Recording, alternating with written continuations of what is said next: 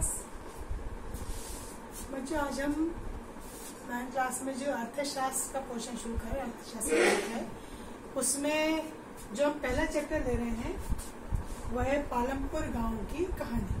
ठीक है, ये पालमपुर बच्चों एक काल्पनिक, जो कहते हैं ना काल्पनिक गांव जो है उसको एक लिया गया ताकि उसके जरिए आपको जो भारत के गांव हैं उनकी स्थिति को बताया जा सके।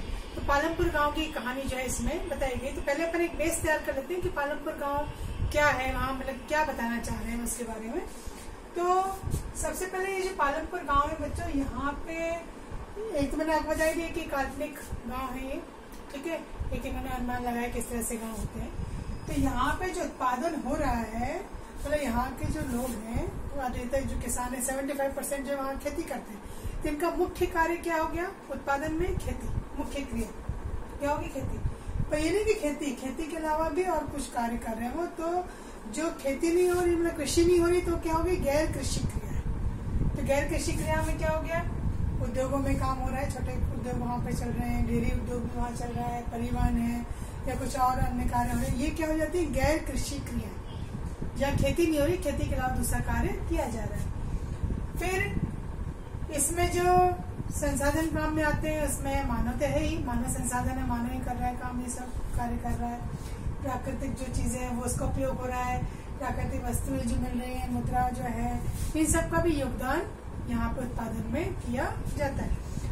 अब ये जो पालमपुर, इसके अगर अपन स्थिति देखें तो उन्होंने एक काल्पनिक गाँव है और इसको बता दिया कि इसके पास में गांव है रायगंज, उससे 3 किलोमीटर की दूरी पे है। इसके पास में भी एक कस्बा है शाहपुर, ये बता दिया यहाँ से।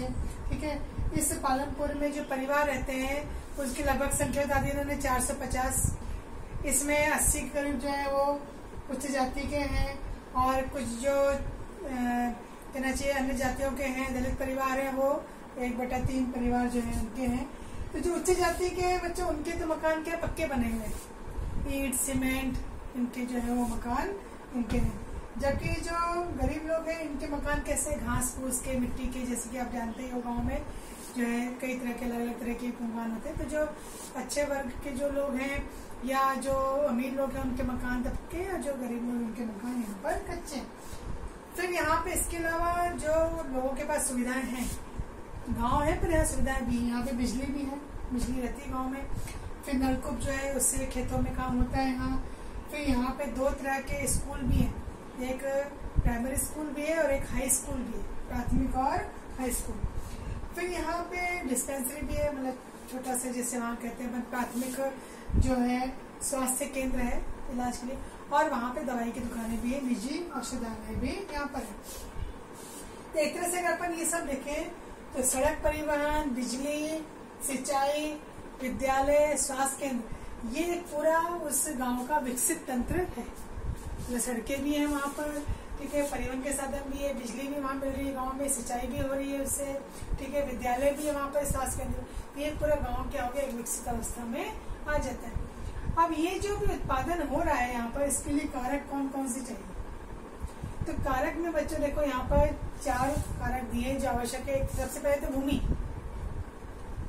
भूमि जो है, इसके अलावा जल, वन, खनिज, ये भी यहाँ पे क्रियाएं जो है वो हो रही है।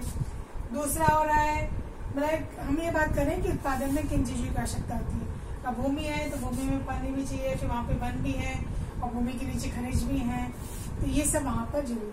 दूसरा श्रम, मतलब यहाँ पे जो क्रियाएं हो रही है उसमें पढ़े लिखे लोगों की भी जरूरत है और बिना पढ़े लिखों की भी जरूरत है।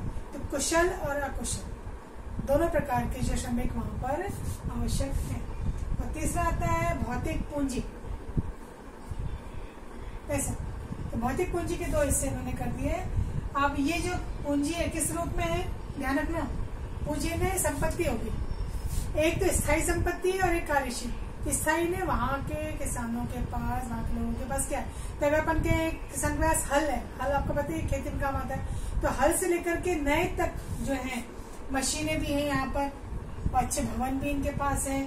तो ये जो चीजें हैं, बड़े जैसे औजार होते हैं, औजार हैं, मशीनें हैं और जिनके बड़े बड़े मकान है, तो बच्चे ये क्या है कि लंबे समय तक काम आते हैं, खेती में रहने के लिए सब है। तो ये हो जाती है स्थायी पूंजी। और एक होती है बच्चों अस्थायी पूंजी, कार्यशील पूंजी जिसको कहते हैं, एक स्थायी पूंजी और कार्यशील पूंजी जो समाप्त हो जाती है। जैसे कोई भी व्यक्ति आज मान लीजिए कोई कपड़ा बुनने वाला है तो उसके लिए कच्चा माल क्या होगा, धागा सूत जो है, तो वो इस्तेमाल किया खत्म हो जाएगा वो। एक कोई मिट्टी के बर्तन बना रहा है तो मिट्टी उसके लिए क्या है, कच्चा माल है, मिट्टी खत्म हो गई तो काम उसका खत्म हो गया। तो ये कार्यशील पूंजी कहलाती है। जब कार्य कर रहे हैं तब वो पूंजी का काम करती है, बाकी इसके बाद वो समाप्त हो जाती है। तो ये हो गया औजार, मशीन, भवन हो गया, कच्चा माल हो गया और मुद्रा, वो अपन जो बात करें। अब मुद्रा है ना पैसा, कोई चीज हमें खरीदनी है खेती के लिए या किसी और कार्य के लिए तो पैसा चाहिए, हमें किसी को देना है, मतलब खरीदने के लिए, बेचने के लिए, भुगतान करने के लिए जो है ये मुद्रा की आवश्यकता होती है। और इन तीनों के बाद में चौथी चीज आती है मानव पूंजी, मनुष्य। एक मानव जो है मानव ही रहता है, अगर उसको कोई ज्ञान नहीं है।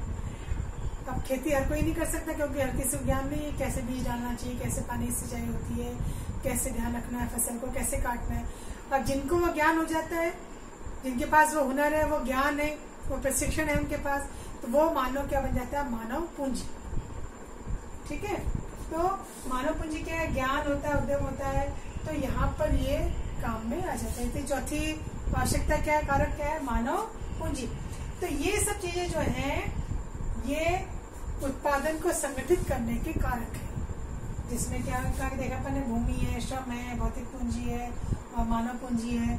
ये सब क्या है, उत्पादन जो हो रहा है उसको एक करने के लिए ये सारी चीजें काम में आती, तब जाकर के किसी चीज का उत्पादन हो पाता है। तो उत्पादन का उद्देश्य क्या है, बोले ऐसी वस्तुओं सेवाओं का उत्पादन करना जिनकी आवश्यकता सबको है। आज खेती हो रही है तो खेती में अनाज सबको चाहिए, ठीक है, या किसी चीज का निर्माण हो रहा है, ठीक है, तो उसका भी सबको जो है जरूरत होती है। तो उत्पादन का उद्देश्य होता है ऐसी वस्तुओं सेवाओं का निर्माण करना जिसकी आवश्यकता सबको होती है। तो ये अभी अपन ने एक छोटा सा इसका चीज देखा। अब इसके जो अगला है इसके साथ में भेजूंगी, उसमें आपको थोड़ा सा बुक से समझाऊंगी कि ये जो उत्पादन के कारक है इसमें और जो चीजें आएंगी कि भाई भूमि वहाँ की कैसी है, क्या भूमि को नया बनाया जा सकता है, क्या भूमि पे अन्य कोई कार्य किए जा सकते हैं, ऐसे संबंधित बहुत सारे पॉइंट्स आएंगे, वो अपन चर्चा आगे करेंगे।